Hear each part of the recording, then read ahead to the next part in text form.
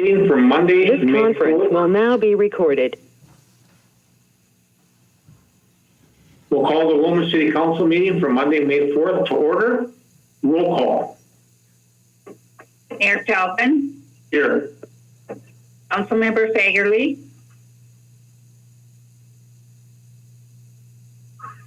Here. Maskey, Here. Fontes,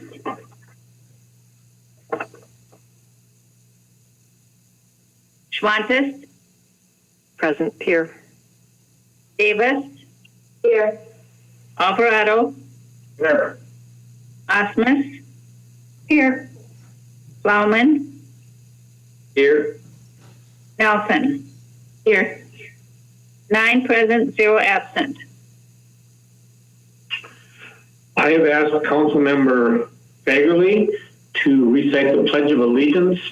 When we did it 2 weeks ago, it was very confusing to those watching and listening. So Councilmember Fagerly has agreed to do so. Councilmember Plowman has an excused absence and may have to leave before the meeting's over, and he does have an excused absence. Councilmember Fagerly. Thank you, Mr. Mayor.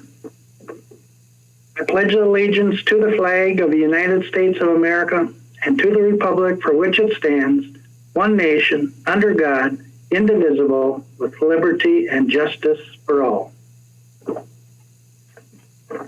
Thank you. Any proposed additions or deletions to the agenda?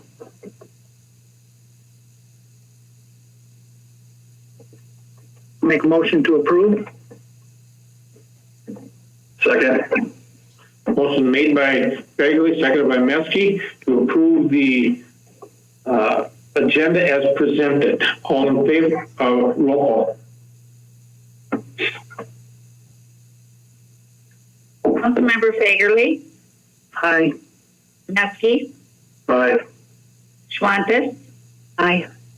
Davis, aye, Alvarado, Aye.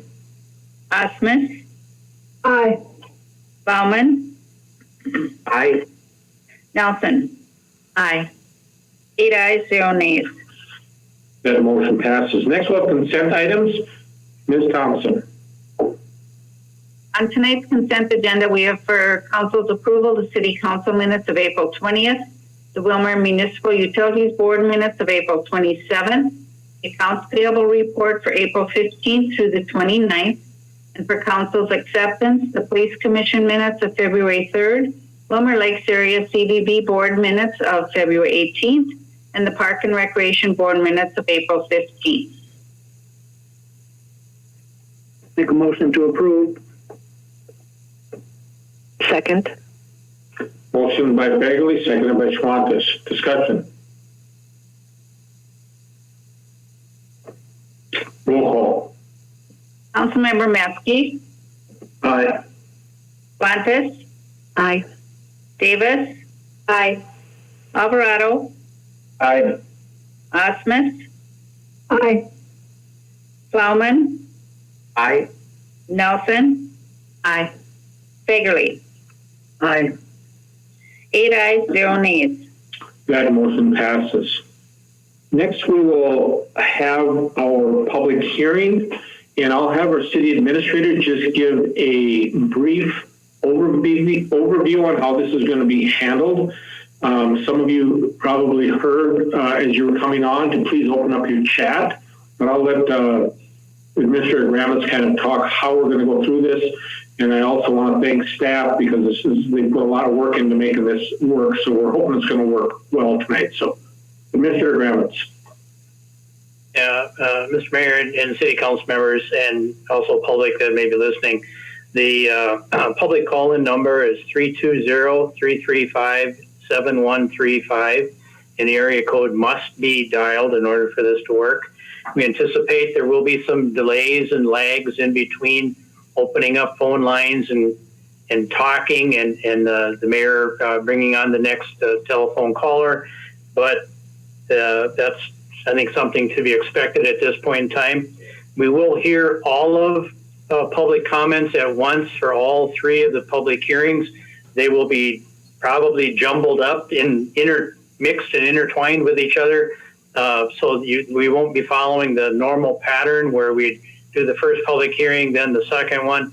We're just going to hear all the information and then, go into the public hearings after the comments have been heard. At the end, when there are no other callers wishing to speak, the mayor will be notified that is the end of the callers, and the open mic period then will cease, and then we'll move on to the actual public hearing motions.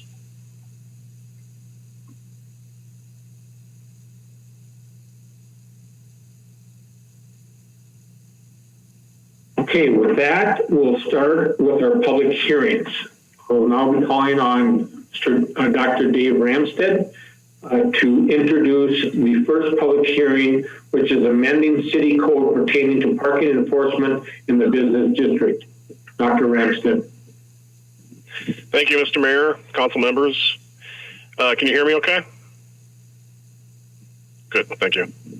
Staff seeks a motion to adopt the ordinance amending City Code Section 1590 pertaining to parking enforcement in the business district, assign it a number, and publish it.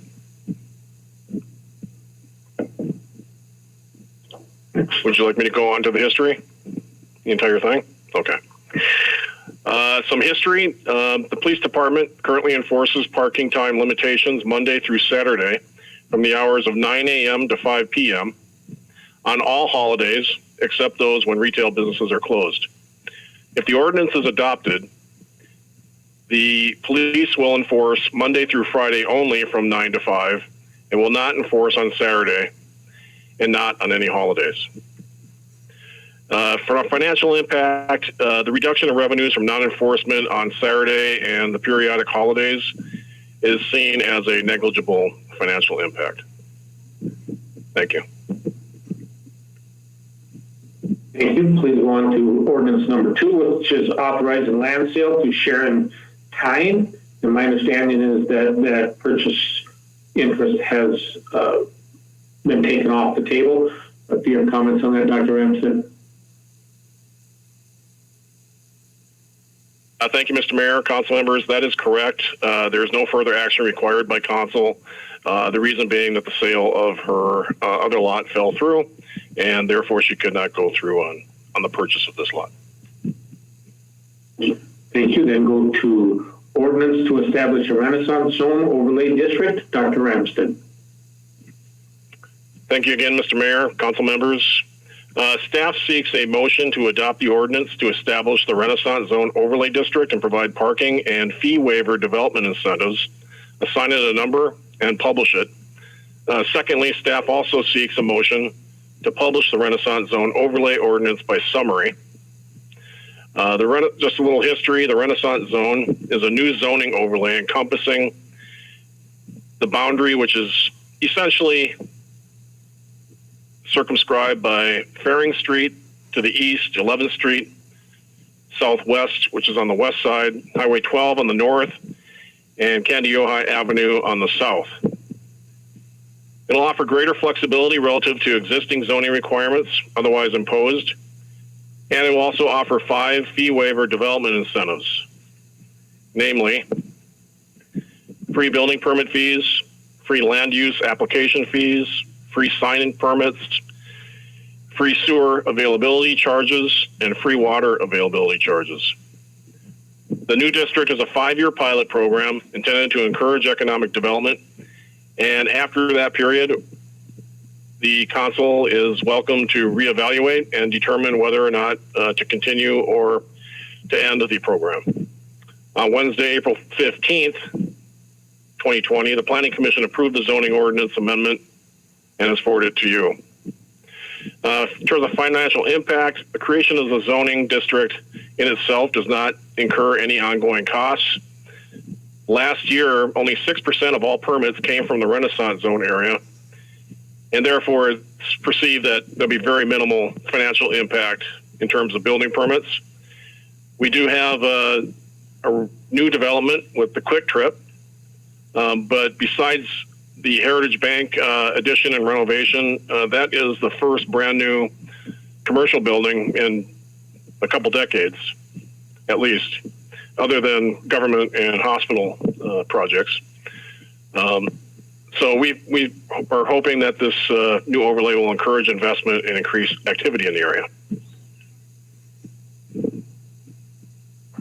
Okay, thank you. And then I'll open up the public hearing to rezone lots in Pleasant View 4th Edition from R2 to R4. Dr. Ramstead. Thank you, Mr. Mayor and council members. Staff seeks a motion to adopt the ordinance to rezone lots 1 through 3, Block 1, Pleasant View 4th Edition, from R2, which is 1 and 2 family residential, to R4, which is a medium density multifamily residential, assign it a number and publish it. Some history, lots 1 through 3 were acquired in the 1980s due to tax forfeiture. In 2008, the city itself replatted the area. There has been some notable interest in vacant low to medium density multifamily properties, but availability of this type of land is very limited in Willmar. Due to the larger size of these 3 particular parcels, which are approximately 18,500 square feet each, staff is recommending rezoning of these properties to R4 so they can accommodate residential structures with 2 to 5 dwelling units. On Wednesday, April 15th, 2020, the Planning Commission reviewed, held a public hearing, and approved this rezoning. There's no financial impact since the city has owned these properties for nearly 30 years, and rezoning of these properties to be more characteristic of their size increases the likelihood that the properties can return to the tax rolls.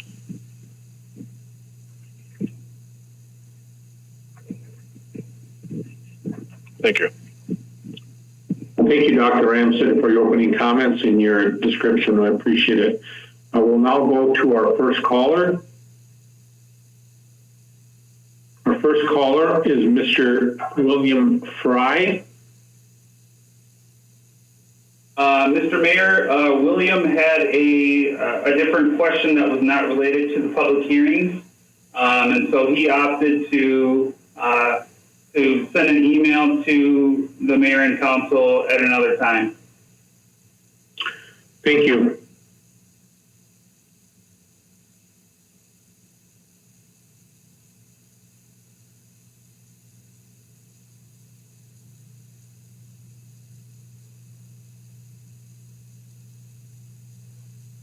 And Mr. Mayor, at this time, we do not have any other callers for the public hearing.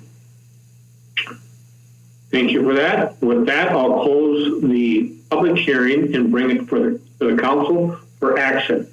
We'll start with ordinance number 1, then we'll go to ordinance 3, and then ordinance 4. I'm sorry, time 701, time 703, time 704. Starting with 701. Council, what are your wishes? I'll make a motion to approve the relaxation of the parking enforcement for City Code 15-90. Second. Motion was made by Councilmember Fagerly, seconded by Councilmember Davis. Discussion.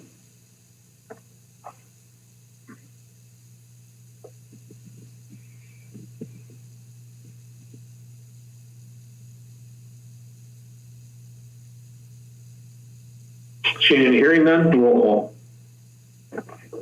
Member Schwantes, Aye. Davis. Aye. Alvarado. Aye. Osmus. Aye. Plowman. Plowman. Aye. Nelson. Aye.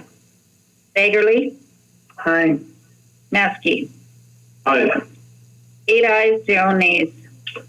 That resolution passes. Next, we'll have an ordinance to establish a Renaissance Zone Overlay District as presented. Council, what are your wishes? I'll make a motion to approve the Renaissance Zone. Second. Motion by Fagerly, seconded by Plowman. Discussion.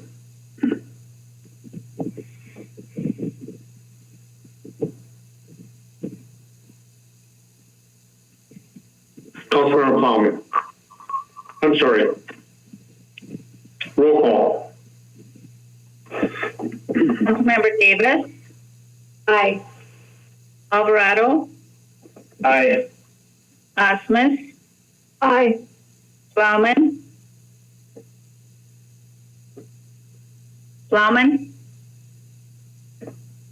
Aye. Nelson, Aye. Bagley, Aye. Maskey, Aye. Duantis. Aye. 8 ayes, 0 nays. That resolution passes. That was the first of the resolutions. Then we need a second motion to publish the ordinance by summary. Again, this will be published by summary. The entire document will be available to the city and city offices by contacting them, or it will be posted, and it will be posted onto our city website. So I'd entertain that motion at this time. Julia, I move to publish. Second. Alvarado. Motion by Osmus, seconded by Alvarado to publish in summary. Roll call. Councilmember Alvarado, Aye. Osmus, Aye. Plowman, Aye. Nelson, Aye. Bagley, Aye. Maskey, Aye. Duantis. Aye. Aye. Ayes, 0 nays. That resolution passes as well. Next will be an ordinance to rezone lots in Pleasant View, 4th edition from R2 to R4. I'll entertain that motion at this point. Nelson, I will make the motion. Motion made by Nelson, seconded by Osmus. Discussion. Councilmember Alvarado. I would like to thank thank the Planning Commission and their forward thinking for opening this up to multi family dwellings, homes. Willmar is going to be growing. We need to have places for our workers. So this is a very exciting opportunity, and I appreciate Dr. Ramstad's leadership on this. Thank you, Mr. Mayor. Additional comments?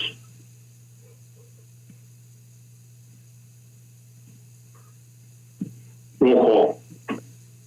Councilmember Osmus, Aye. Plowman, Aye. Nelson, Aye. Bagley, Aye. Maskey, Aye. Duantis, Aye. Davis, Aye. Alvarado. Aye. 8 ayes, 0 nays. That resolution passes as well. Thank you, Dr. Ramstad, for your leadership in putting this together, and also to our city administrator Gromitz, and also to our IT staff for making this happen tonight. They spent a lot of hours to make this happen, and I think it went as smoothly as we could anticipate. So thank you all. At this time, I'd just like to give a shout out to our police department. We had a very tragic event that happened here in Willmar last Friday morning, and our police department handled it with the professionalism and honor, respect, and integrity that we expect. And it was not, we as council members know they do a very good job. And on behalf of the mayor, I want to give a shout out to our police department, starting with the leadership of Chief Feld, and then to the crews that responded, and all of the people that did their wonderful work. So these are things that are very difficult to handle, but when we know we have well-trained officers and a excellent leadership team, it makes it a lot more comforting. Also, my condolences to the family with the loss within their family as well. These things are never easy, and the loss that your family has had happened to you does not go unnoticed as well. So with that, I'll go to Councilmember Nelson for the Finance Committee report. Thank you, Mayor Calvin. The Finance Committee meeting was held at 5 p.m. on Thursday, April 23rd via teleconference. Those present were Councilmember Nelson, Councilmember Fagerly, Councilmember Plowman, and Councilmember Osmuth. Others on the teleconference were City Administrator Brian Gramitz, Finance Director Steve Okens, Baker Tilly Consultant Doug Green, and West Central Tribune reporter Shelby Lindrood.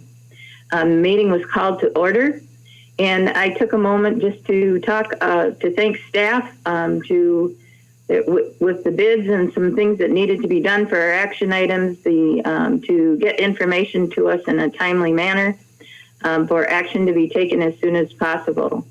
And also just, I think we also need to look at that things are changing every day.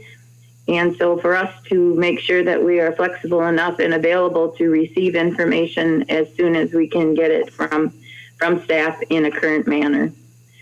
We had two resolutions, and the first one, they're both regarding the 2020 improvement projects, and I will go through those. Staff explained that the City Council ordered the 2020 street and other improvements at a improvement hearing held on March 2nd, and bids were opened on April 20th for the accessible street improvement projects. Prior to incurring costs on these projects, it is necessary for the council to adopt the resolution of intent to ensure the city will be reimbursed for their costs. This will allow the city to reimburse itself for any costs incurred prior to the sale of the bonds. It was noted that the bonding process is projected to begin at the next Finance Council meeting on May 7th. That meeting, I believe you all got notification, will be delayed and I believe be scheduled next week. A resolution is also required to set a preliminary budget for the 2020 improvement projects totaling $3,443,188. Finance is anticipated to include $1,965,000 in bonds, $1,173,438 in municipal state aid, which for the most part will be the First Street work and the Civic Center Drive work, $65,512 in MUC contributions for their share of the water costs, and $239,238 in waste treatment plant contributions for sewer costs. The bond financing for $1,965,000 is further broken down as $1,225,123 from the Community Investment Fund, from which payments will be made over a period of 10 years, and $739,877 from special assessments to property owners. It was moved and seconded to recommend a resolution of intent to reimburse for the 2020 street and other improvement project bond issue, and I will enter that resolution now. Second.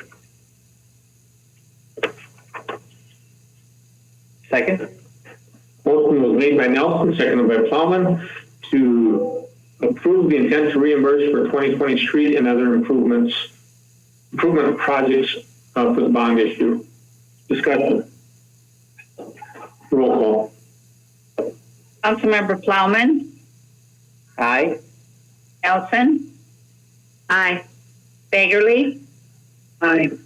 Maskey, Aye. Wantis, Aye. Davis, Aye. Alvarado, Aye. Osmus. Aye. 8 ayes, 0 nays. That resolution passes. Councilmember Nelson. Thank you.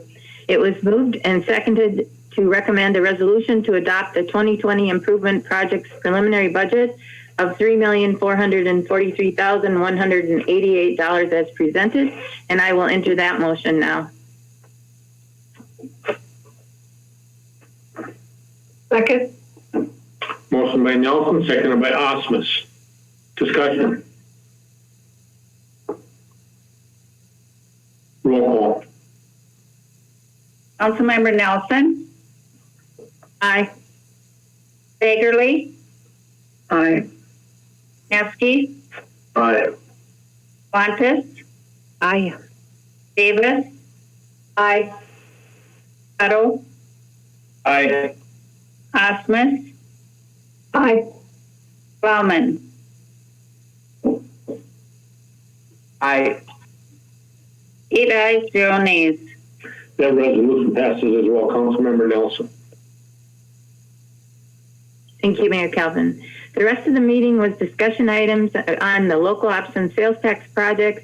And before I read the minutes, I would encourage you, the documentation that our city administrator was referencing is included in the packets. And so I would encourage both council and community, if they're interested in these figures, to please refer to the documentation that our administrator provided to us. City Administrator Gramitz informed the committee that there are 3 issues that should be addressed regarding the local option sales tax projects. One issue is that it appears that the revenues from the 0.5 sales tax have been overestimated. Another issue is that the status of the current economy resulting from the COVID-19 pandemic indicates retail sales have dropped significantly. The third issue is that it was initially proposed that the city pay cash for Robbins Island project from the local option sales tax revenues. However, anticipated 2020 expenditures are expected to be $1.7 million. The breakdown of this amount includes the soft costs of $1.8 million, less the City Hall architectural fees of $562,500, plus stormwater hard costs of $302,500, plus $160,000 in construction management first stage fees. With total sales tax revenues estimated for 2019 and 2020 at anywhere from $1.8 million to $2.4 million, there appears to be no option to fund the Robbins Island project with cash. Councilmember Osmus asked if we would be in violation should we not proceed with one of the projects that was included in the referendum. And I believe she was referencing the starting of that project now. Staff explained that this question had been addressed to the city attorney for clarification. She also asked if the number of years of the sales tax program could be extended. Staff explained that if a project needed to be delayed, the city would be required to request an extension from the state legislature, noting the problems encountered, such as if it was due to COVID-19 pandemic caused turn down in the economy. Councilmember Plowman asked for clarification regarding the utilization of the same financing protocols for each of the lost projects.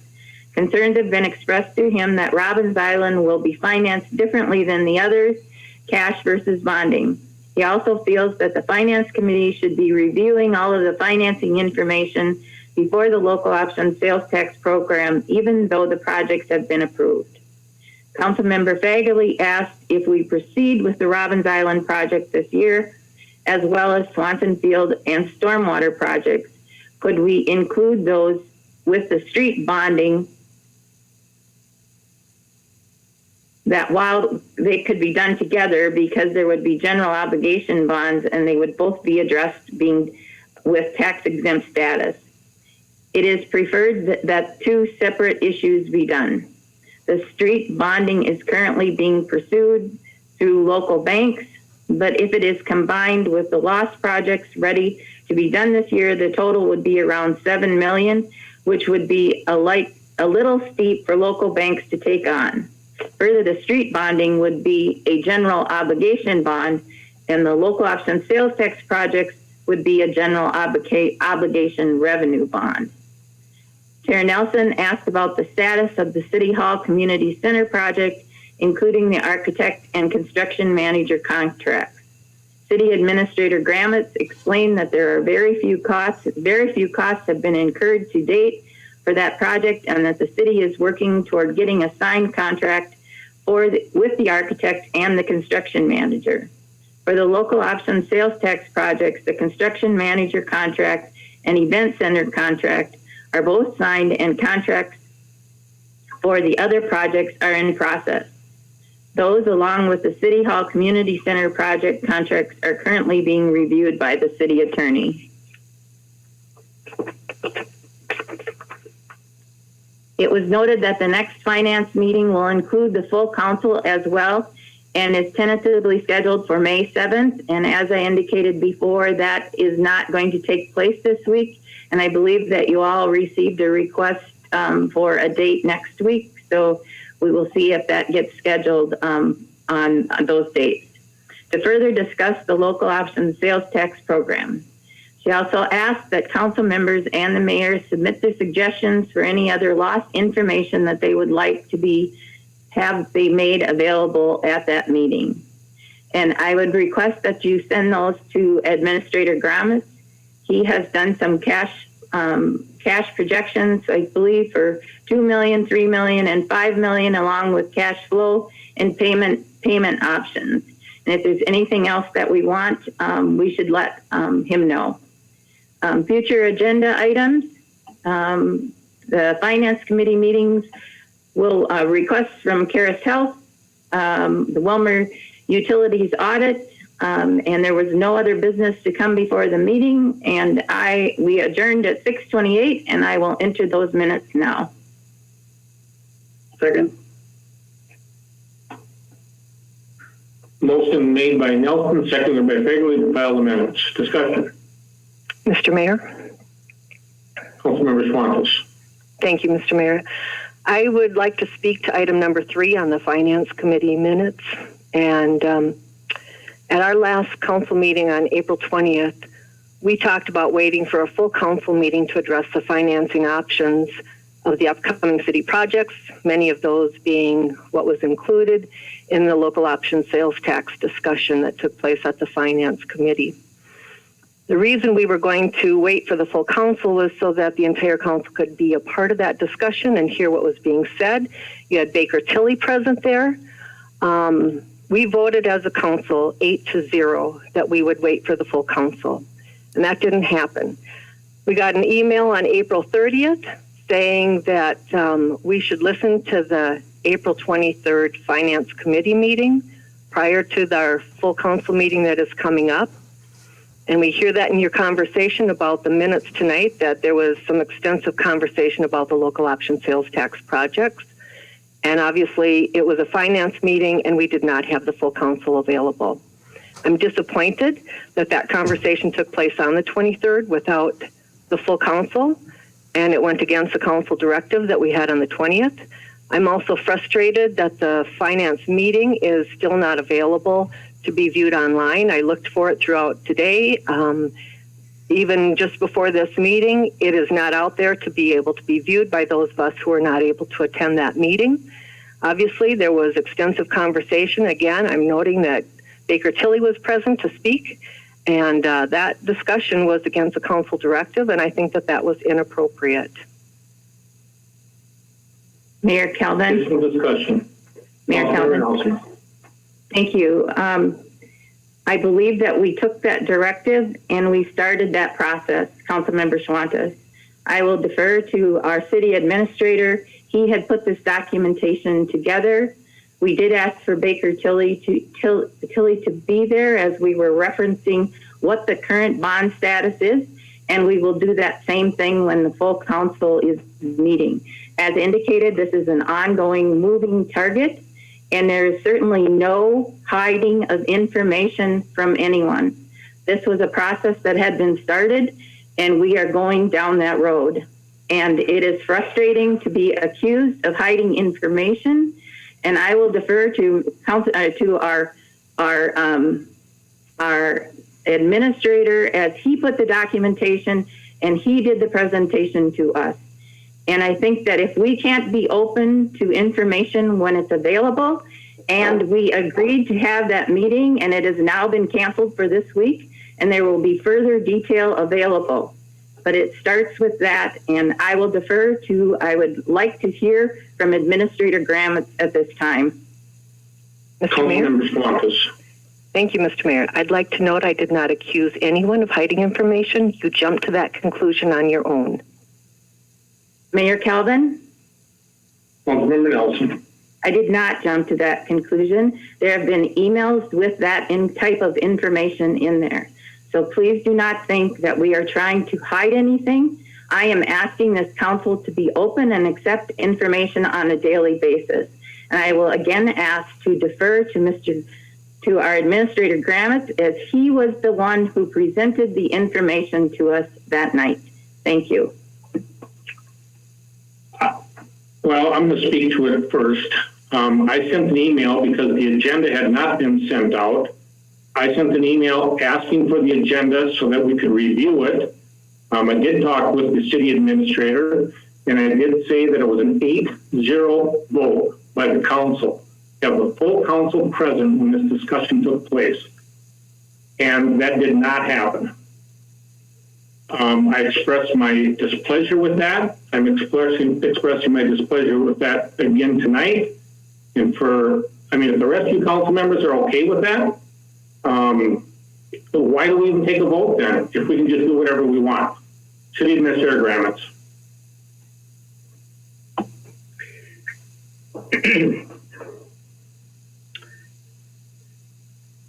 Before the city council meeting was held on the 20th, the agenda for this finance meeting had been sent out. So it was a pre-existing agenda, number one. That evening, the city council decided that they wanted to look at all the financing. And when I mean all the financing, I include our general obligation bond issue for our street projects, our local option sales tax projects, and in our general operations. All along here, I've been getting, emails and things from the city council members saying, are we going to cut 5, 10, 15% of this year's budget, et cetera? So that was the discussion that I was anticipating that the whole city council was going to be looking at.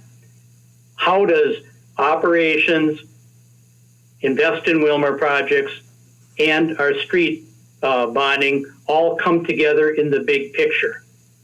And that is what's going to be put on the table for the full city council to talk about this next week, if we can get everybody together to pick a day that actually we can get together on.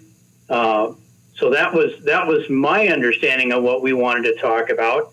So all encompassing, what is our economic situation as it pertains to our full operations? Because if we take one issue, we don't necessarily see how it implicates on the other issues. So I guess I can only explain that the agenda was made before the decision to have the council meeting occurred. We had the finance meeting. You'll note in the minutes we talk about the upcoming meeting so that further discussion can be had. It was like I say, material sitting there waiting to be discussed, and this gave an opportunity for staff to go through and listen to questions. And if we don't have our ducks in a row, be prepared for when the full city council does meet so that we have all the information you might want. So that was the process we used, or I'll take it all on my shoulders. That was the process I used, and that's the timeline that it occurred in.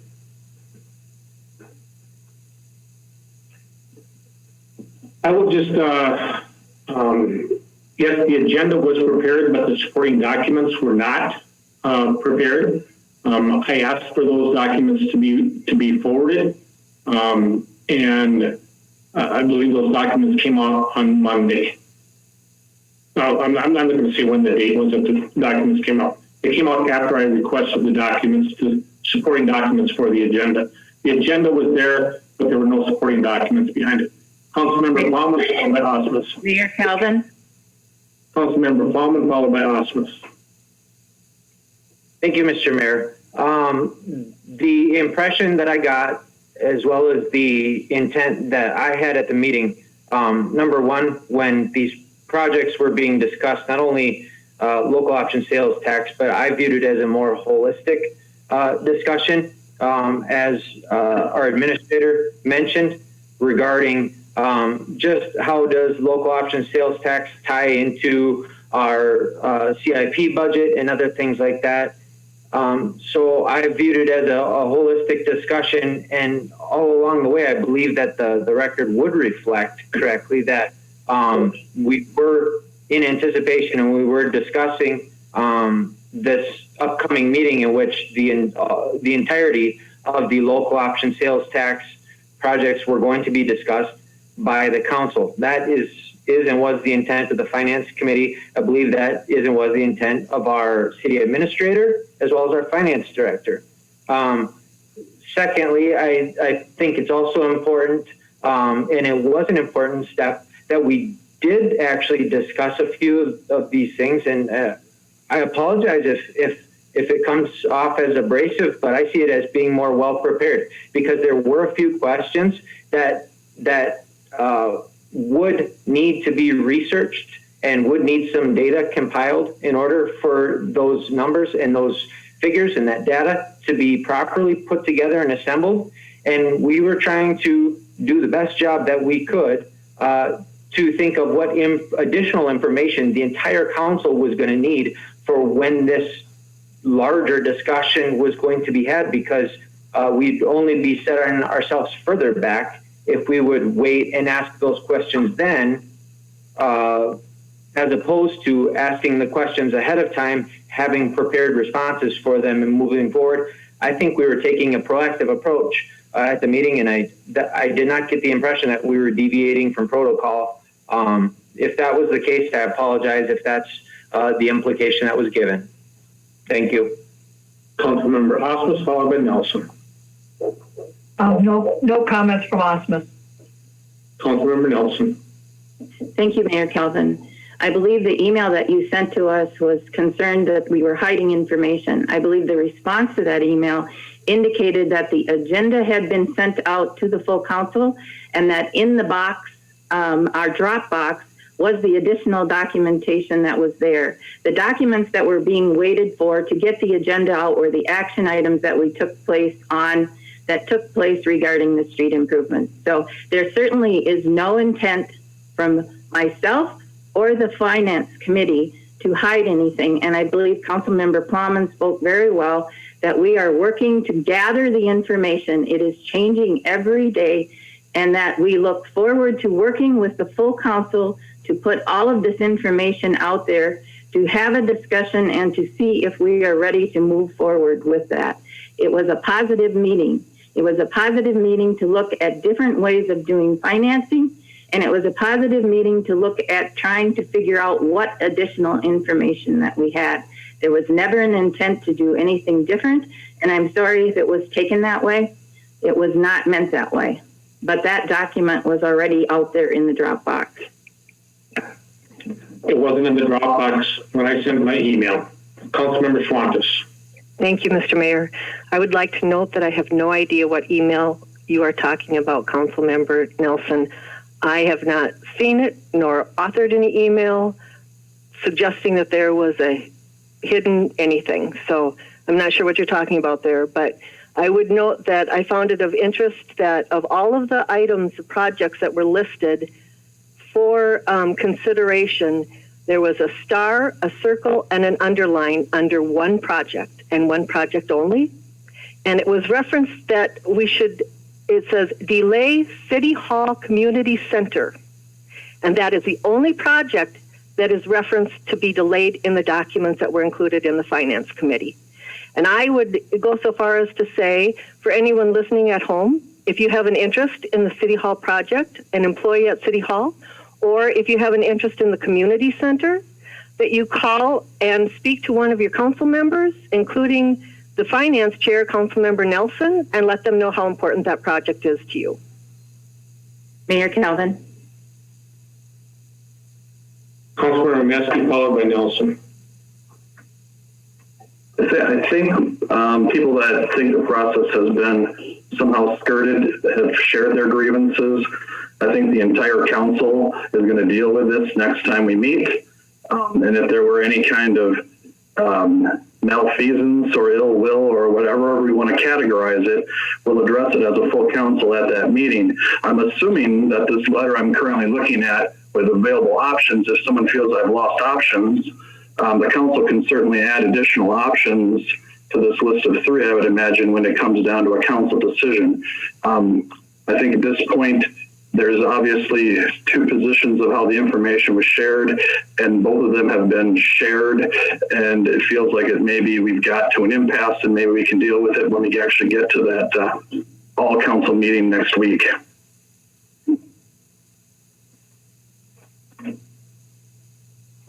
Councilmember Nelson. Thank you. I just want to clarify that if you go back and listen to the recording was simply asking when we were going to have a conversation about City Hall. That there had been a statement that I had heard that the mayor was recommending not to move ahead with the City Hall Community Center project. That is why I believe our city administrator had conversations. He shared with us that he had talked to the architect that we may need to slow down. My question that night was, when was the council going to have a conversation about the future of City Hall and the community center? It was not a negative question. And if you go back and listen to the recording, it was not meant that way. It was simply, when are we going to have that conversation?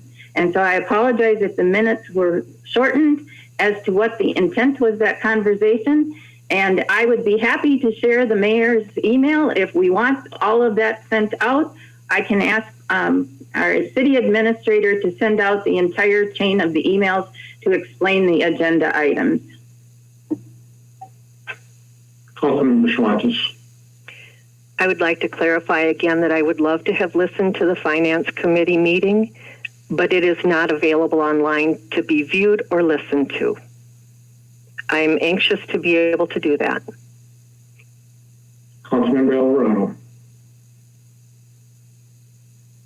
Thank you, Mr. Mayor. I think we got to back up here. We have committees. We put four council members together to work on a committee.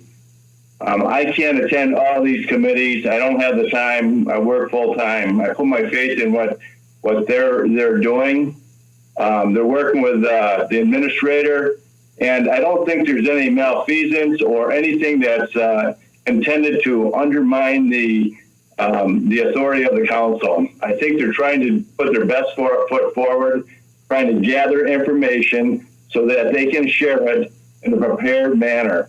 And I think some of the innuendos and that sort of information is not called for and should not be pursued as vigorously as it is. It's a little disappointing to hear it because we have a good working group together. And I would say I appreciate what the Finance Committee is doing, and I'm looking forward to a full council and having them prepared to share that information. Thank you, Mr. Mayor. Additional comments or questions to the motion? All in favor of the motion, roll call. Councilmember Fagerly. Aye. Maskey. Aye. Schwantes. Aye. Davis. Aye. Alvarado. Aye. Osmus. Aye. Bauman. Aye. Nelson. Aye. 8 ayes, 0 nays. Motion passes. Next, we have Public Works Safety Committee report. Councilmember Palmer. Thank you, Mr. Mayor, and thank you for having just a little bit of patience with me as I get back to my minutes here, because I'm working on a little bit smaller screen from home. The Public Works Safety Committee did meet remotely on Wednesday, April 22nd by electronic means. We used GoToMeeting, and I think my child just dropped a large glass in my kitchen. Anyways, the meeting was called to order at 5:03. Members present were myself, Councilmember Osmus, Councilmember Alvarado, Councilmember Nelson. Others present our City Administrator, Mr. Gromitz, our Public Works Director, Mr. Christensen, our Fire Chief, Frank Canton, our Public Works Superintendent, Mr. Manzer, and our Engineering Administrative Assistant, Ms. Del Bosque. There was nobody available or nothing available to talk to regarding public comment.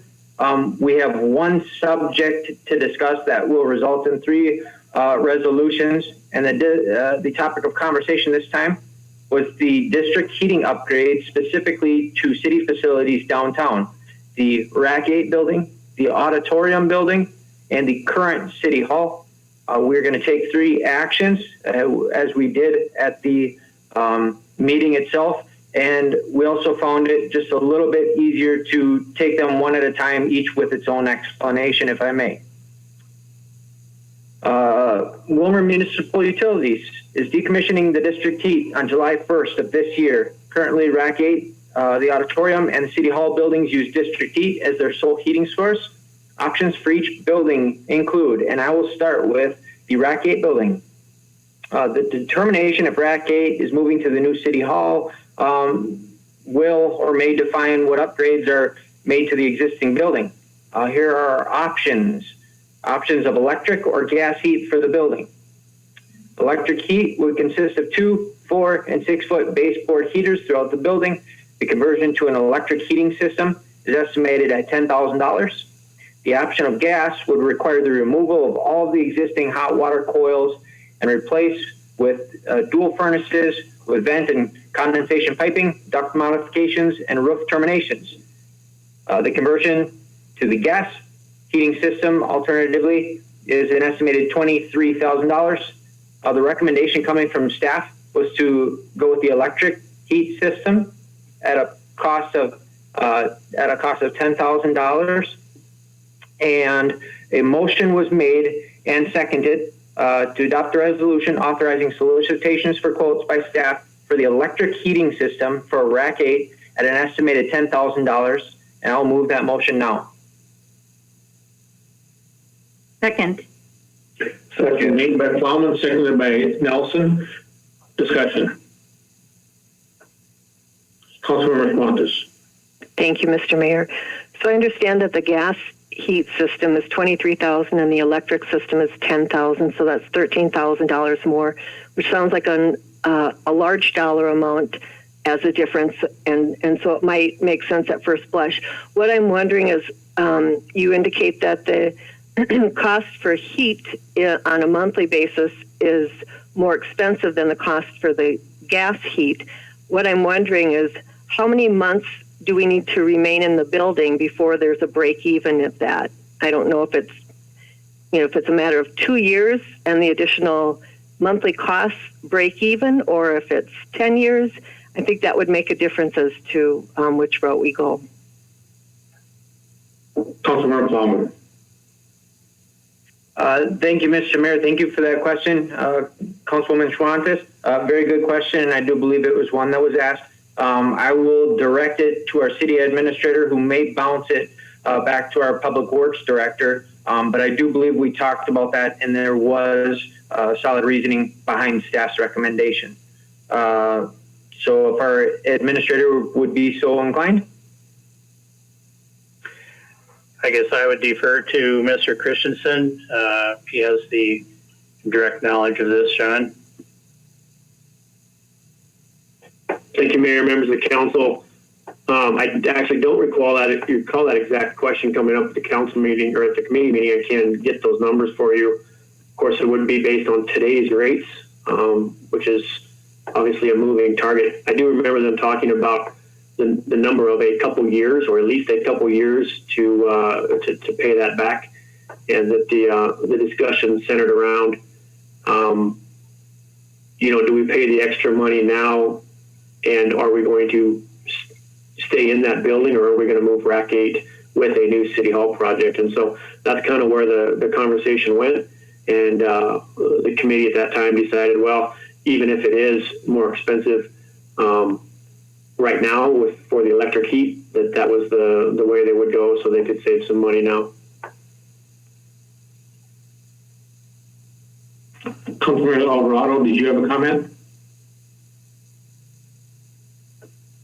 There's no comments or questions. Roll call. Councilmember Maskey. Aye. Schwantes. Aye. Davis, Aye. Alvarado, Aye. Osmus, Aye. Bauman, Aye. Nelson, Aye. Early. Aye. Ayes, 0 nays. That resolution passes. Councilmember Nelson, Councilmember Plowman.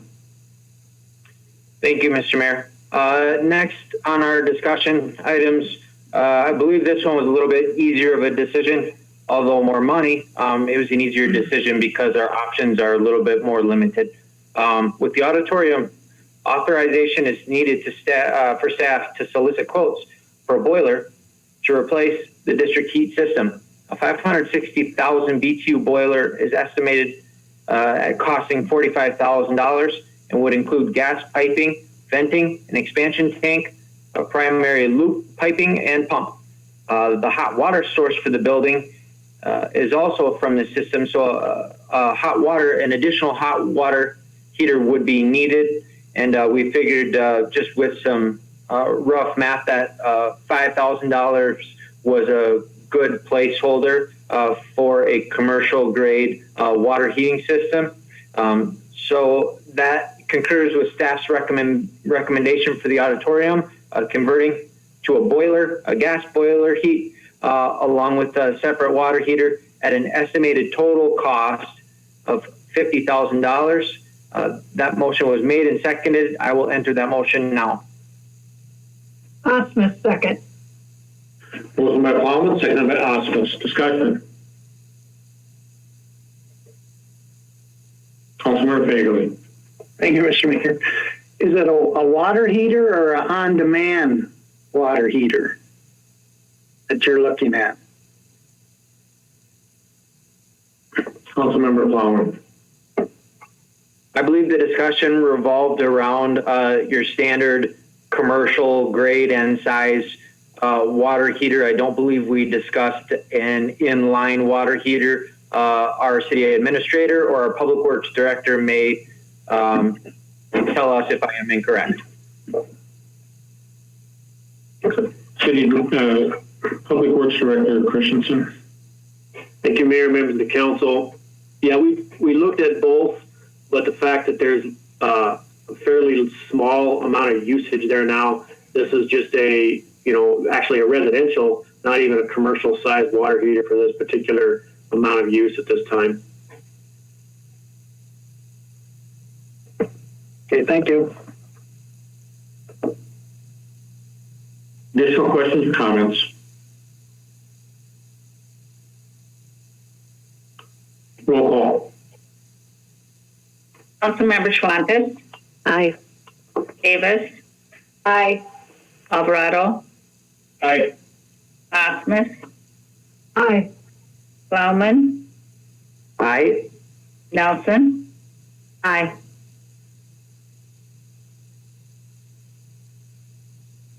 Bagley, Aye.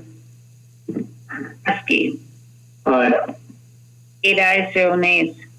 That resolution passes as well. Councilmember Plowman. Thank you, Mr. Mayor. The final item regarding this specific discussion point would be the City Hall. And we had a little bit more extensive discussion regarding the conversion of this current City Hall building. The determination of City Hall will either be demolished or if it will be sold, may and will define what size boiler will be used to heat that building. Staff's comments include if the building is sold, a single 260,000 BTU boiler would be appropriate to heat it. The system is estimated at $21,000 and would include gas piping, venting, an expansion tank, primary loop piping, and pump. The new tenant could potentially add an additional boiler if desired to convert it into a redundant system. So that means they would have a backup system in case of the failure of the primary system. If the building is demolished, a larger boiler, or if the plan was for the building to be eventually demolished, if we did buy a larger boiler and had that in City Hall for the current time being, the idea would be that that boiler and that some of that equipment could be moved to a new location and into a new building, and we could still retain some value out of that. The estimated cost for that system was around $27,000. The staff's recommendation there was simply to convert to the gas boiler, and they left it in our wheelhouse, the committee's wheelhouse, to be passed along to the city council on whether or not we wanted to go with the size boiler that was adequate now versus upsizing that boiler for a unknown future, so to speak. With that said, a motion was made and seconded authorizing solicitation for quotes for the boiler system, estimated at costing $21,000.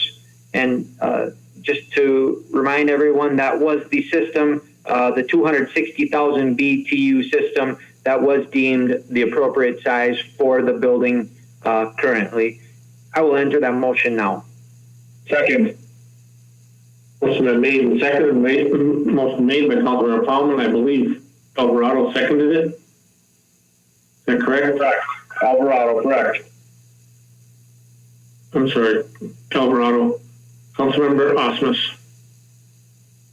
I just wanted to mention that part of that discussion that I had brought up was if we had went with the larger boiler system and the thought of transferring it to a new facility, my question was, would a new contractor or builder want to transfer that boiler system from the previous location?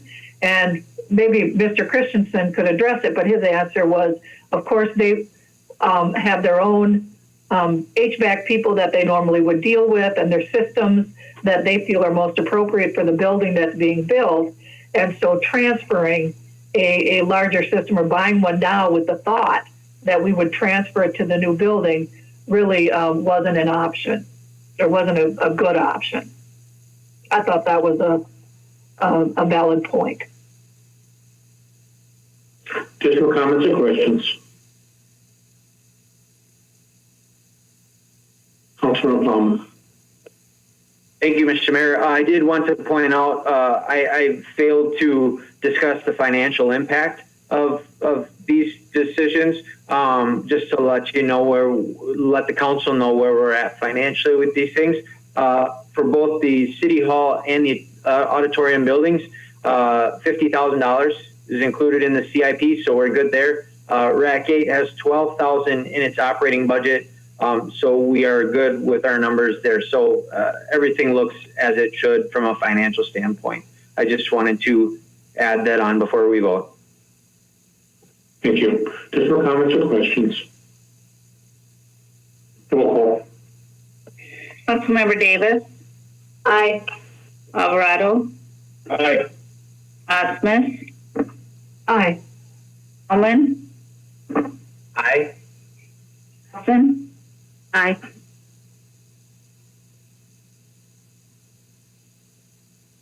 Bagley. Aye. Maskey. Aye. Guantes. Aye. 5-0 nays. That resolution passes as well. Councilmember Plowman. Thank you, Mr. Mayor. This particular evening, we had no further business to discuss, except that we will be putting together an agenda for this week, and I believe the agenda's already been posted for this next week, so we do have items to discuss as well. No further comment. I move to file the minutes.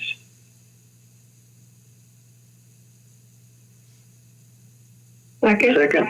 Audrey. Motion by Plowman. I don't know who was first, Osmus or Nelson. Take whichever one you want. They both said it all at the same time. Roll call. Councilmember Alvarado.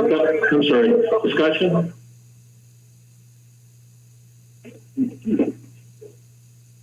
Roll call. Councilmember Alvarado. Aye. Osmus. Aye. Plowman.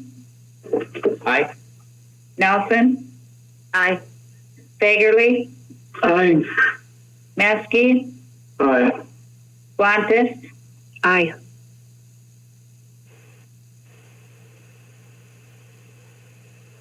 Davis? Aye. 8 ayes, 0 nays. That motion passes as well. Next, with Labor Relations Committee report for April 27th, Councilmember Metzke. Yes, the Labor Committee met on April 27th, 6:15. Council members Metzke, Alvarado, Davis, and Schwantes were all in attendance. We actually had no action items, but we had a lot to discuss. The first item on there was staffing levels during the COVID-19 pandemic, and we had different staff members there, but we shared the current staffing levels. That should be included in your packet. How many of our employees are working from home, and some of them are doing some switching shifts, and some are unable to do some of these things. Some are working on site. But we take a look at those, and then some of the needs as this thing continues to go into the future. I think when we first started off, categories of positions were classified as critical, non-critical, and so on, and which ones could be done at home, which ones had to be face-to-face, and we still wanted to meet the safety guidelines that were put forward by the state with social distancing and personal protective equipment and things like this. And so as time continues, there's a lot of jobs that are now piling up that we need to address, and so in particular, Public Works was sharing some of the things that need to be done. You can see in your packet also there is, it's called Public Works safety measures, but I would say that's more of job levels if you look at that document. But we had a lot of conversation about how can we bring back some more of our folks that have been furloughed, for lack of a better term, to bring them back on board. There was a great emphasis that the city values all of our employees and we need them to come back, but the emphasis was on the safety of our employees when they do come back. That safety was paramount, and we definitely talked about the social distancing piece. When people are sick, that they should stay home, personal protective equipment when they're in the field, disinfecting, and we got some updates about how that process is working. And so we got to the point where we had, as a council, had already said that the city administrator, with input from the department chairs, would come up with what that plan would look like. So we just shared our concerns and comments with the city administrator. And we did hear from the Public Works folks about how they're doing those things. We do recognize that it's causing great financial hardship, as it is not just for city employees, but for a lot of people across the state. And we didn't ask to be put in this position. A virus put us in this position. And so we have to keep that in mind as we come out of it, that we have to make sure that we keep our employees safe, because they're our most important asset. And so that's my summary as the chair of it, but it wasn't really an action item. So I don't know if City Administrator Gromans would like to share some comments that he has and what has happened since our meeting, or if anybody from Public Works wishes to comment about some of those safe precautions or safety protocols that we have in place.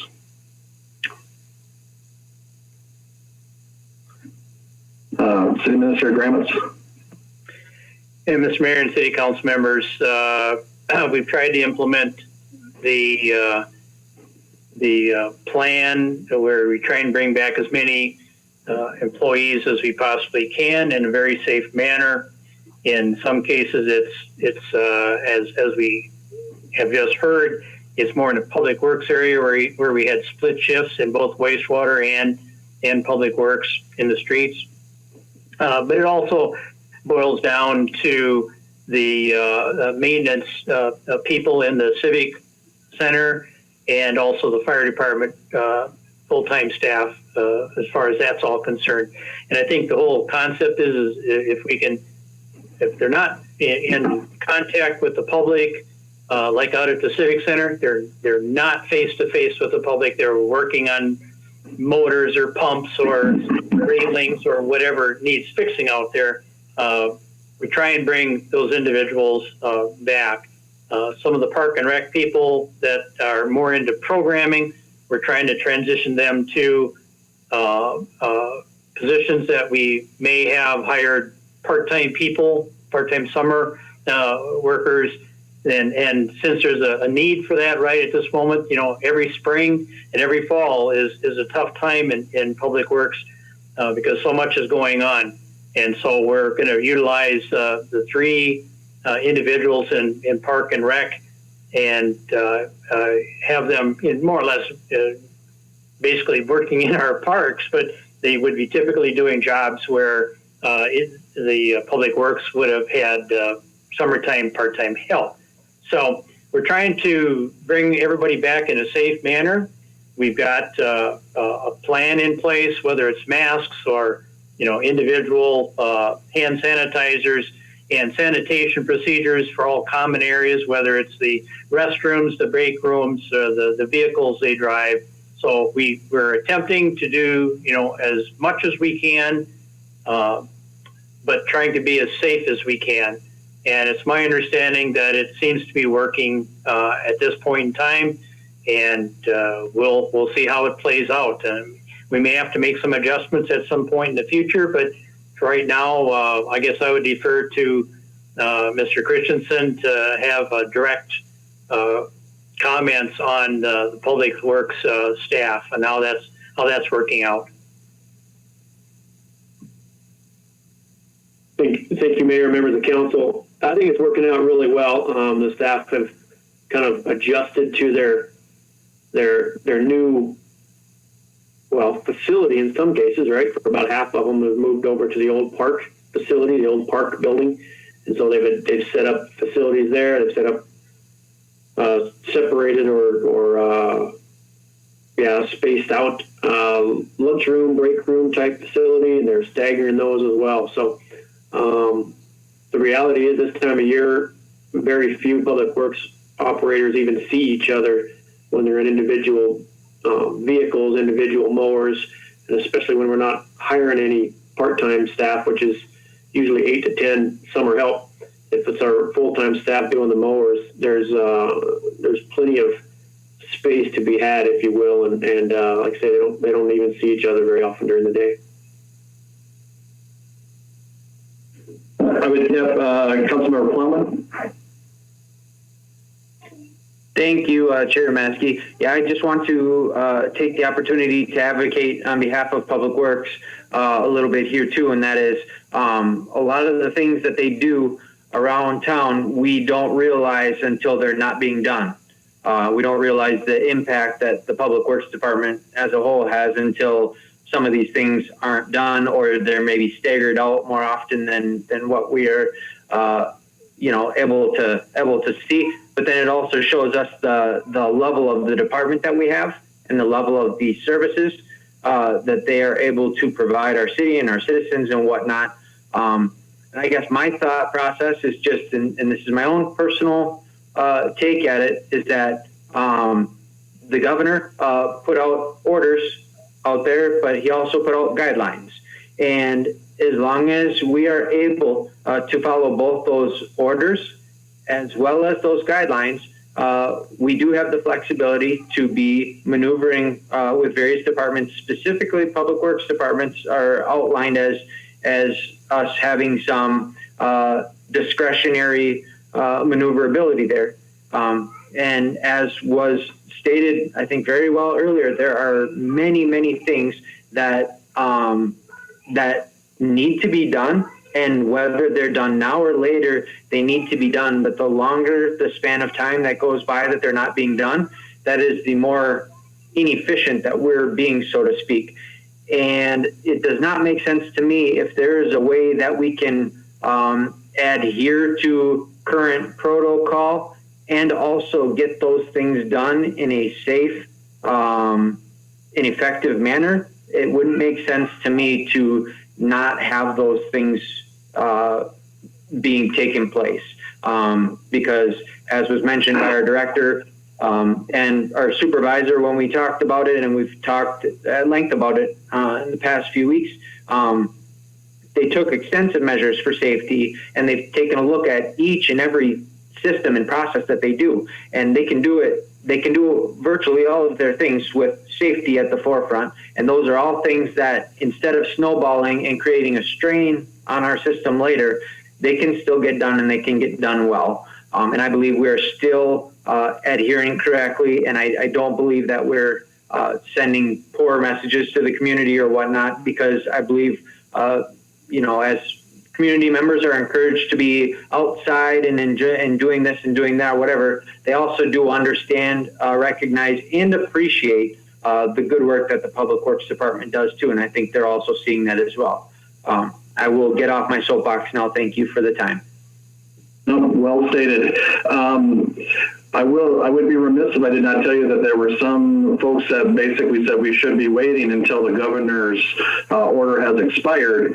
And so moving this, and if we accelerate this, I would, again, talk about all of and echo what Councilmember Plum was just talking about. There is a COVID-19 preparedness plan form that the state has put out.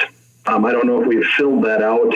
It would be good to fill that out if we're going to move ahead of the curve, just to make sure we address it. I would assume we have answers for all the blanks, because I heard Superintendent Manzer talk about some of the protocols that are in place, and we just heard from the city administrator as well, because I think that those are the types of things that are outlined in that plan.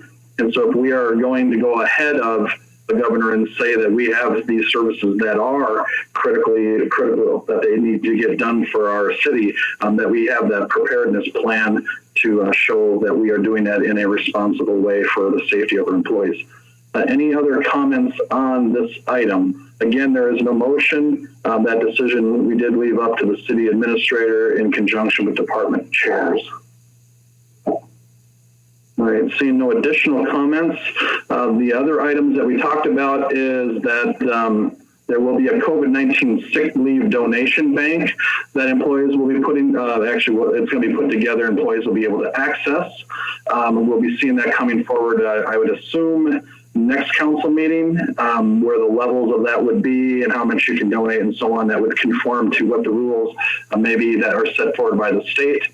We are also asked, and we will comply, to start negotiations for the next round of contracts. We're going to have a full council meeting on May 25th to discuss upcoming labor negotiations. And so that's going to be an important piece. And then we had a discussion about succession planning in the finance department and the need to start the hiring process for a new position that is approved in the 2020 budget. So that position would be moving forward. There was nothing else that we did, so there was no action coming out of the Labor Relations Committee. Like I said, lots of topics that will be discussed and more items that will be coming in the future in a more formal sense. And so with that, I would move to file the Labor Relations minutes. Second by Schwantes. Motion was made by Meske, seconded by Schwantes. Councilor Rasmus. Just wondering about where we're at in the hiring process, if we're going to put it on hold or if the things are in motion. But the Park and Rec has a position, I believe, that Becky left, and then I think the police department is in the process of hiring one. Just wondering where we're at on those positions. Well, we had conversations about all the positions and a hard freeze and all. But this position, the city administrator brought forward the position about succession planning and put this one on the front burner. So the city administrator, Graham, so I want to put you on the spot, but do you want to comment to Councilmember Osmus's concerns? I would love to. Yeah, I think we're going to be reviewing and looking at the positions that are vacant, and we're going to lay out these in a time frame of when they need to be filled. The one reason, as Sean had stated, was that due to the succession planning, we had allocated a position in finance, and the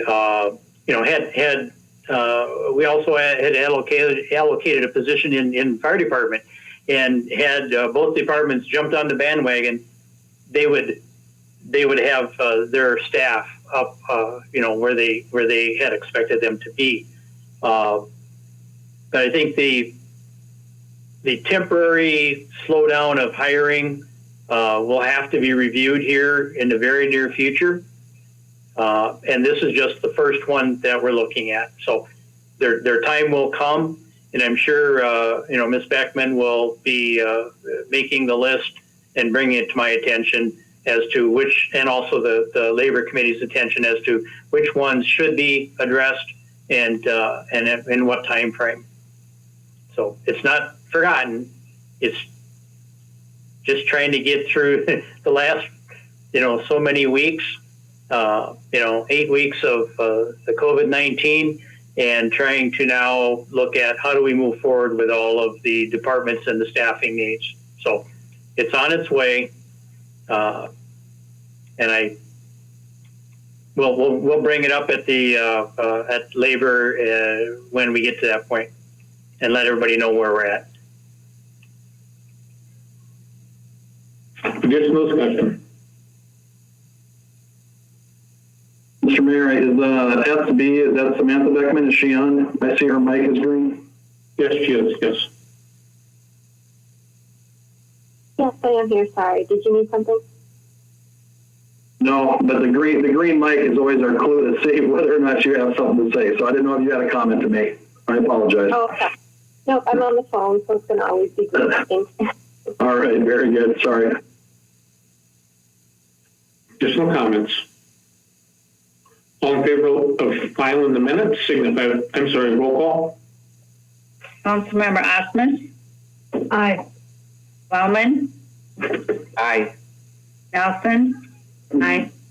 Fagerly? Aye. Maskey? Aye. Qantas? Aye. Davis? Aye. Alvarado? Aye. 8 ayes, 0 nays. That motion passes. The next item we have is project number 2003B, Civic Center Drive, Northeast, and it's 2 different resolutions. It's to award the bid to Dunick Incorporated and authorize city signatures on the agreement. And then the other is to adopt an as-bid budget, and this is coming straight to council. There was a request to have this streamlined, if you will. So we did call and talk to Councilmember Alvarado and Councilmember Plowman to see if we could bring this straight to the city council to have the city council deal with it that way. So Councilmember Plowman, do you want to make any introductory comments, or should I go straight to Councilmember Plowman? Thank you, Mr. Mayor. Yes, I do appreciate the call, and I do believe that being able to fast track this project is in the city's best interest, being that it's not the beginning of a project, but it's kind of the beginning of finalizing the project. We're all aware of the work that was completed, but also remains to be done out in Civic Center Drive, and I think we have an opportunity to capitalize on moving on it now. With that said, us discussing this and not going to committee and straight to the council is not to deviate from the process, rather to just bring it to the full council and hear everybody's thoughts. And if the council does not think it's a good idea, then we do full stop on it. But I believe that it was worth hearing quickly so that we could take advantage of a potential opportunity. Thank you. Councilmember Alvarado. Thank you, Mr. Mayor. One of the things that Councilor Holland didn't mention, it's going to be a cost savings. The mayor approached me, explained to me that the contractor would be able to do it in a timely manner, and it would save us, help me out, Mr. Mayor, did you, about 25% of savings or something to that effect? No, what I said was the bid came in 25% lower than what we anticipated. So but the timeline is shortened up. And so because we don't have school going on, we can do it on a more timely manner. That was the deal. Okay, thank you.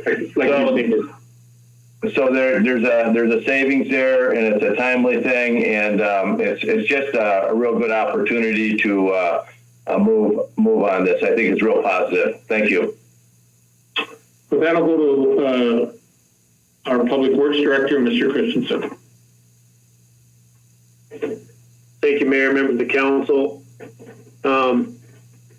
Mayor, let me know, I guess, you want me to introduce the motions to get a motion and a second and then explain, or do you want me to go ahead and go through a little bit of the history first?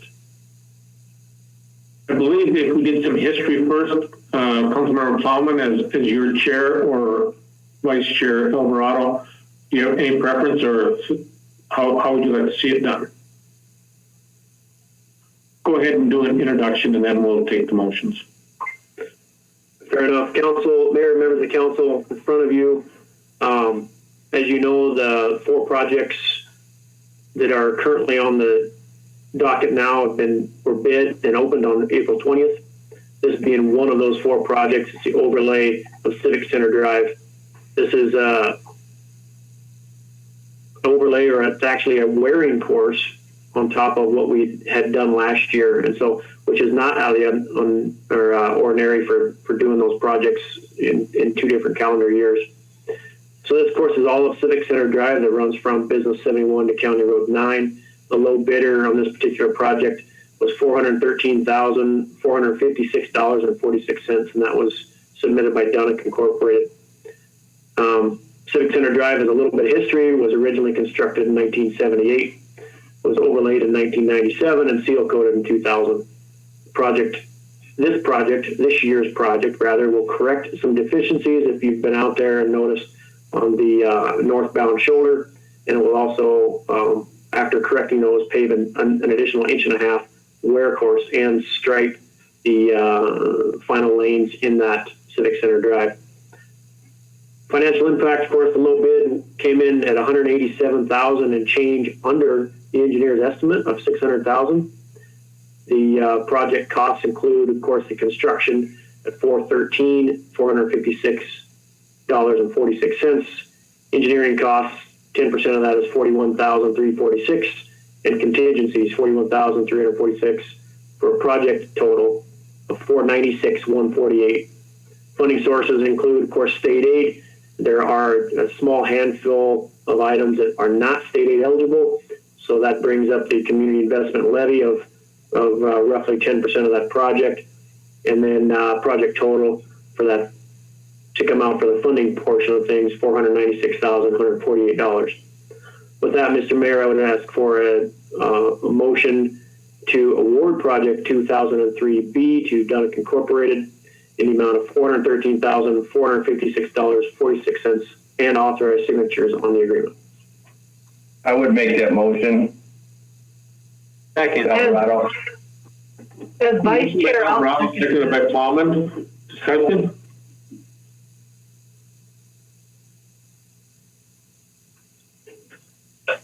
Everybody's smiling, so I must have missed something. Additional discussion. Roll call. Councilmember Plowman, Aye. Nelson, Aye. Hurley, Aye. Maskey, Aye. Hunkus, Aye. Hess, Aye. Alvarado, Aye. Osmus. aye. 8 ayes, 0 nays. That resolution passes. Next, we would entertain a resolution to adopt an as-bid budget for project 2003B. Mr. Christensen, or Public Works Director Christensen, do you want to make a brief comment in regards to that? I would, Mr. Mayor, members of the council, and sorry if I stole your thunder on the first motion. I guess I could have let you have that back. But the second one is to authorize or adopt the as-bid budget, but also authorizes the city administrator to evaluate and approve any minor change orders up to that 10% contingency of the contract price. That kind of helps streamline some things, and that's something that we've been trying to do and not hold projects up for minor change orders. So this motion would adopt the as-bid budget and authorize city administrator to evaluate and approve any change orders up to 10% of the contract price. Mr. Mayor, I would move to authorize the as-bid budget $496,148, and approve any change orders up to 10% of the contract price, awarding that ability to do so to our city administrator. Osmus, I'll second that. Was made by Bauman, seconded by Osmus. Additional discussion. Councilmember Metzke. I'm not opposed to it for this project as long as it's not a standard precedent that, because obviously the price tag on this, that's a very reasonable request. I don't want it to be like a running request because there will be some projects that could be much more expensive, but in this project, it makes total sense. Additional discussion.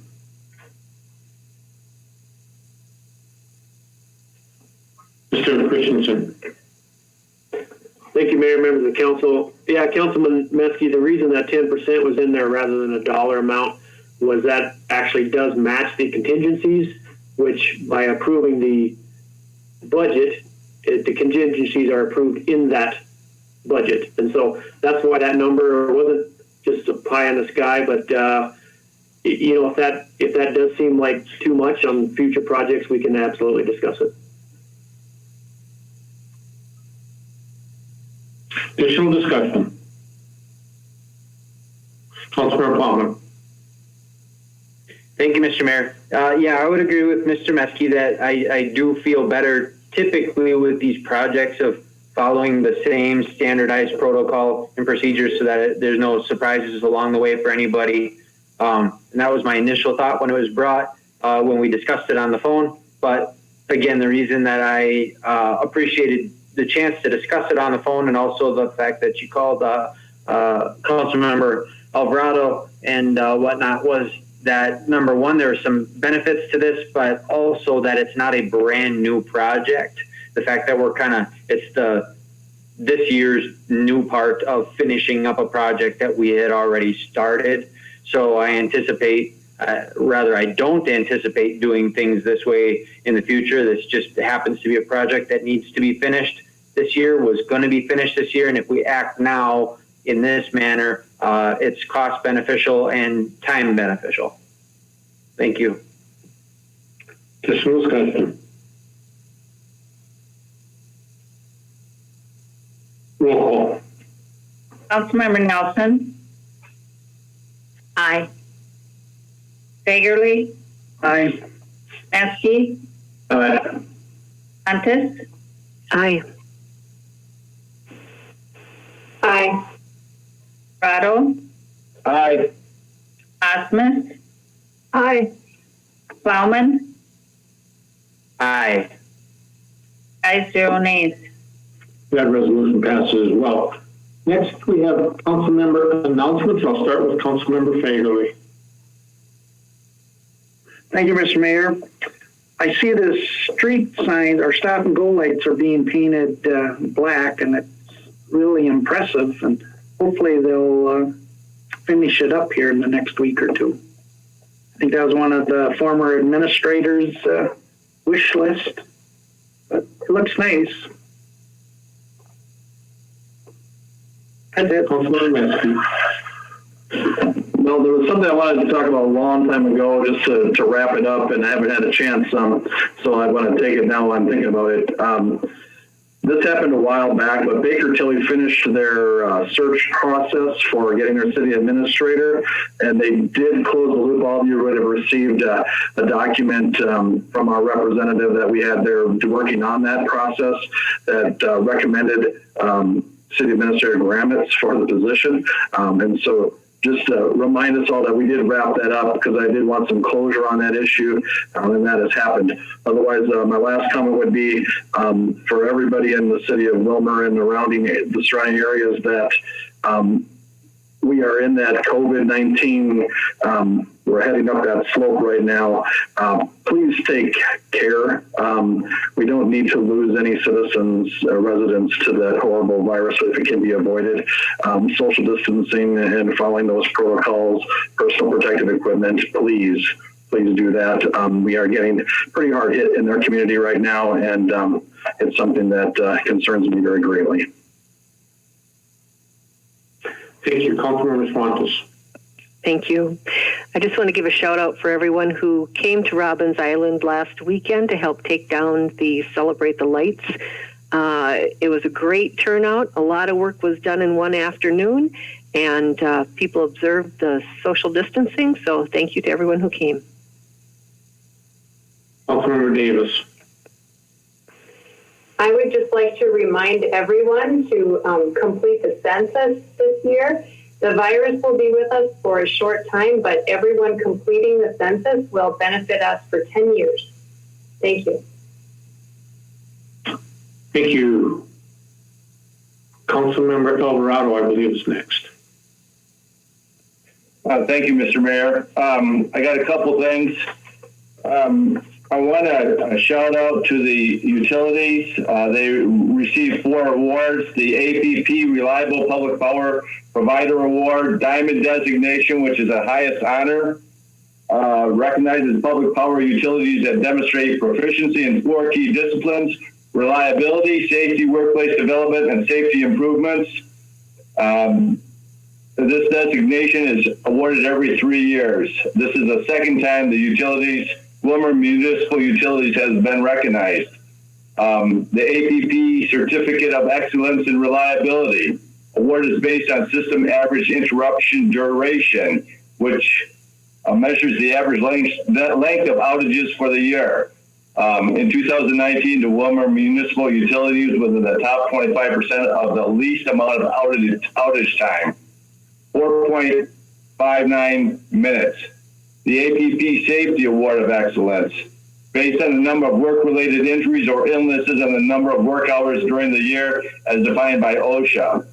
And number 4, Minnesota Safety Council Meritorious Award in Occupational Safety, presented to show incidence rates better than the industry average for at least 3 years.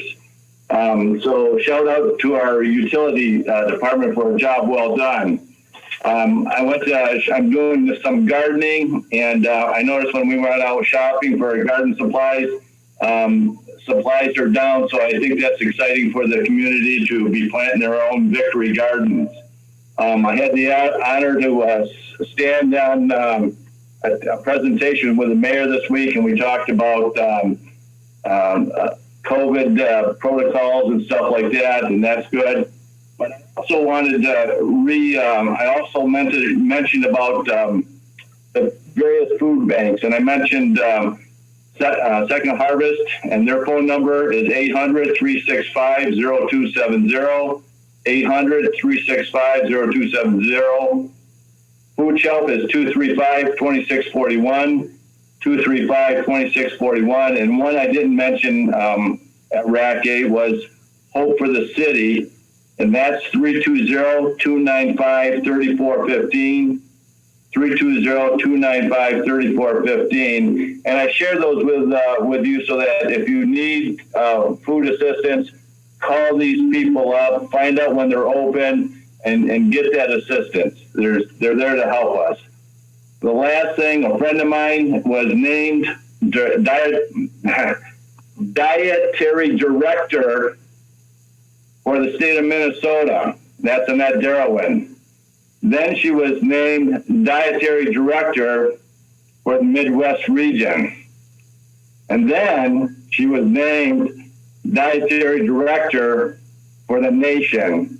And that's Annette Darwin. She works for the school system, and she works for 2 or 3 school lunch programs here. She's the one that makes sure the kids have lunch this summer on the buses. So if you know Annette Darwin, give her a shout out. She's a rock star, and she's in our community. And Willmar is we're blessed with a lot of rock stars, and she's just one of them. So it's always nice to share the victories during these unknown times, uncertain times. Thank you, Mr. Mayor. Councilmember Rasmus. As usual, when I follow Councilmember Alvarado, he steals part of my thunder. I was going to mention the utilities, but he took care of that, which is great. Diamond Award is awesome. So I'm just going to mention that I was driving down Willmar Avenue, and I did see that some people were mowing their lawns already. And so some of those clippings were going into the street. So I just wanted to mention for Councilmember Alvarado to mow in and not have your clippings go into the street. But on a more serious note, I just want to applaud the police department for their handling of the critical incident this last Friday, and praying for a speedy recovery for our police officer that was injured in the line of duty. That's it for me. Thank you, Councilmember Plowman. Thank you, Mr. Mayor. Perfect segue, Councilwoman Osmus. Hats off, kudos, all the good things to Willmar Police Department, first responders, everyone doing their jobs and executing their training to the best of their abilities. We have a great force. We have a great community force, and especially as was seen with the quick response, both to the incident, but then also with the fantastic news that our officer was returning back to the Willmar area, how quickly everything was organized. Agencies across the entire Midwest that all teamed up and supported Willmar, our public safety in Willmar, and everybody from St. Cloud all the way here, and state troopers and everybody. It's fantastic to see people come together for good. Yes, prayers and speedy recovery. The only other thing I want to add, I was listening to the mayor on the radio today, and I appreciate a lot of his comments. I know I don't want to get into the political vitriol whatsoever, because that's not productive at this point. But as city officials, he did say one thing that resonated, and I do believe it is important to continue repeating. And whether or not the rest of the council agrees with me or not, it's your prerogative. But we know the businesses right now in town that are open. We know what their occupancies are. We know what the dangers are at those businesses. And then we know that we have an entire community of businesses that are unable to be open, or if they're open slightly, and they are greatly dependent on not a governmental program, but they're greatly dependent on our patronage. If there are businesses that the community of Willmar want to see still around when we pull out of this thing, and we will pull out of this thing, but if we want these businesses that have grown to become our luxuries, the things that we enjoy, going out for pizza and a beer is going to be a luxury for me. I don't know about the rest of y'all, but it will be. If we want to see these places around, we have to support them.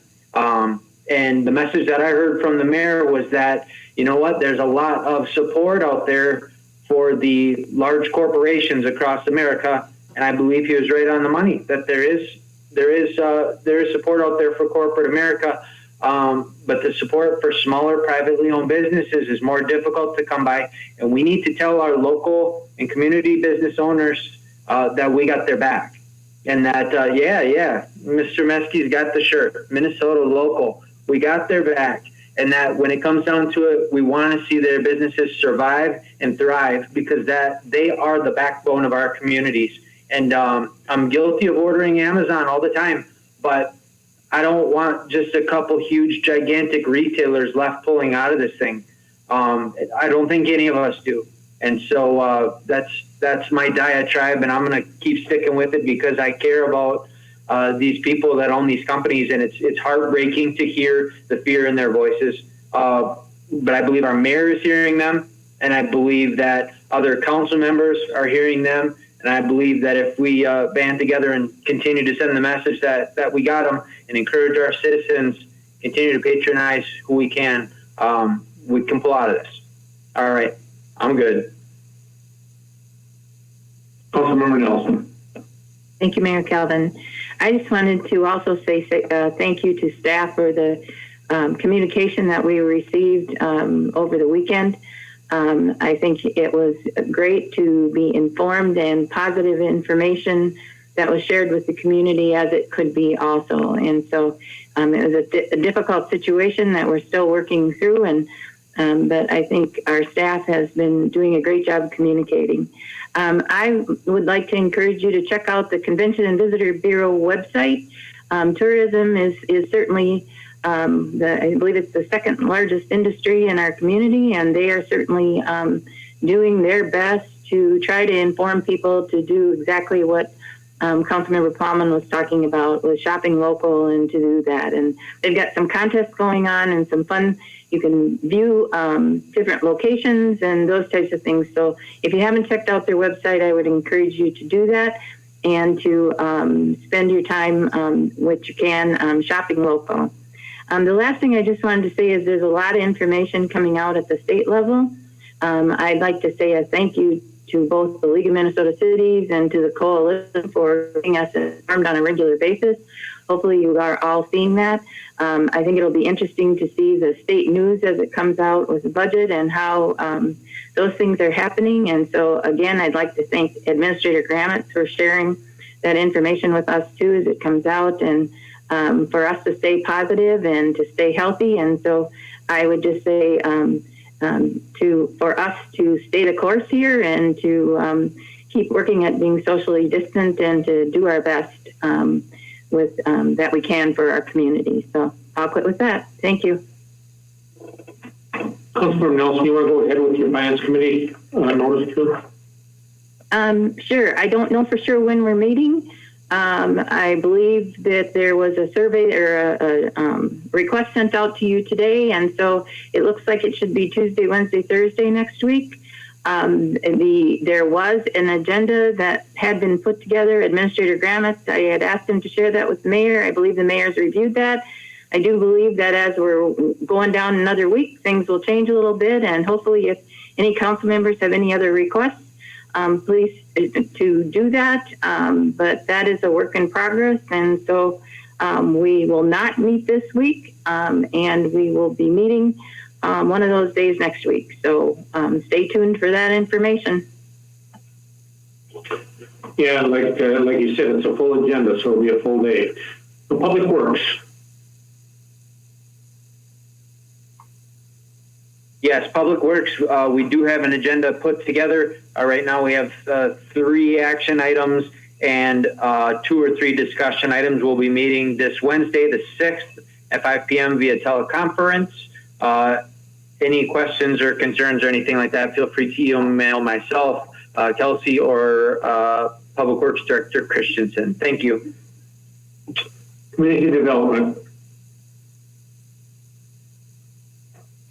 Thank you, Mr. Mayor. We're meeting Monday, May 11th. I'm assuming by computer or laptop again. We're going to be talking chickens. So that's it. Chickens seem to come back every few years. Labor. Seems that way. So. I usually hear if we're not having a meeting. I have not heard that, so I assume we are. We would be on the 11th at 6:15 as well. And then could you expound a little bit on, or expand a little bit on the meeting on the 25th? Do you have any details on that yet? We're putting those together, but it was basically, we're at the point now where we need to start some of the labor unions have approached us as starting negotiations, and we want to make sure that the entire council is part of those discussions right from the initial get-go. In the past, the labor committee may have done that same first had a meeting, then brought the council together. But given the circumstances of the last few years, we thought it'd be best if we just kind of have the introduction of everything. So we're putting that together. I would imagine it's going to be more of a philosophical discussion about where we're heading and so on. We're not going to probably be looking at individual items at this point, but we're going to need to probably have a clear plan of how we're going to proceed and move forward, because there's a lot of pretty critical issues that are going to be around for this round of negotiations. Okay, thank you. With that, I'm looking through my agenda. I believe I've covered everything. Does anybody know if I missed something like I did the last meeting? Okay, seeing and hearing none, I'll entertain a motion to adjourn. Motion to adjourn. Second. By Swanson, seconded by Meske. We are adjourned. Thank you all.